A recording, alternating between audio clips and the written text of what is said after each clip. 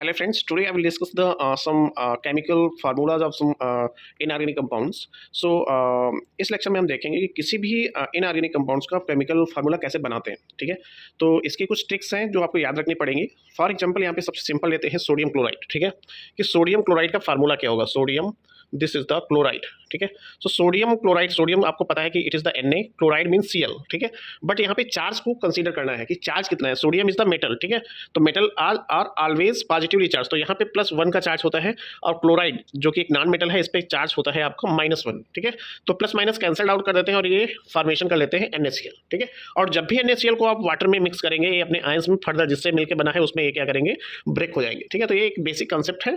ठीक है, जो हमें याद रखना है। ठीक है, अब सपोज दैट यहाँ पे हम बना रहे हैं, जैसे मैग्नीशियम सल्फेट बना रहे हैं। ठीक है, तो मैग्नीशियम सल्फेट जब भी आप बनाते हो, मैग्नीशियम सल्फेट सल्फेट का फार्मूला हम बनाते हैं। ठीक है, तो मैग्नीशियम क्या होता है आपका Mg, मैग्नीशियम का सिंबल क्या होता है Mg। सल्फेट होता है बेटा SO4।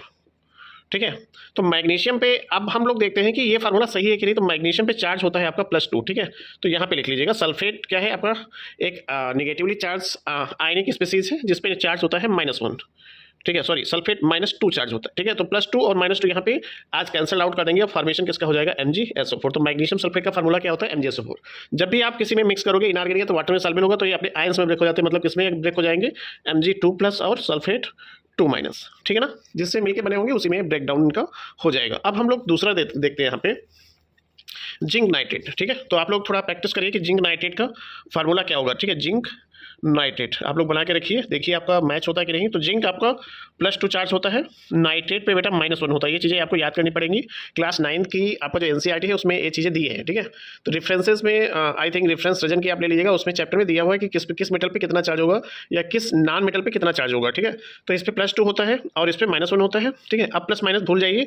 अब चार्ज का जो चार्ज है वो एक दूसरे पे अपोजिट पे लग जाता है यहाँ पे। ठीक है, तो जिंक तो एक ही होगा, जिंक का मल्टीप्लाई करिए 1 से, जिंक यहाँ पे जिंक आपको मिल जाएगा। NO3 कितना है, 2 है, तो NO3 का क्या लिखेंगे यहाँ पे, होल ट्वाइस, है ना। तो ये आपका जिंक नाइट्रेट का फार्मूला बन गया।